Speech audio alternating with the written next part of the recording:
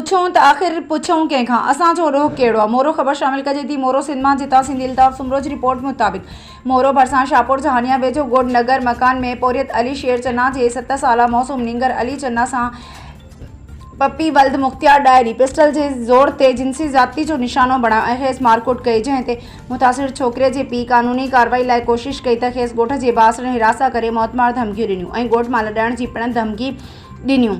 मुतासिर छोकिरे अली चन्ना जे पीउ अली शेर चन्ना सां राब्ते करण ते हिन ॿुधायो त हितां जे कानून ऐं निज़ाम मां मूंखे का उमेद न आहे। मां ग़रीब ऐं मिसकिन आहियां। ॻोठ जा कुझु बासर मूंखे धमकाए रहिया आहिनि त जेकॾहिं तूं हिन मामले खे अॻिते वधायो त काफ़ी नुक़सानु भोगींदे, तोखां हारपे ते ॾिनल ज़रिए ज़मीन पिण खसी वेंदी ऐं तुंहिंजो जीअण जंजाल कयो वेंदो ऐं ॻोठ मां लॾो पिण खणायो वेंदो।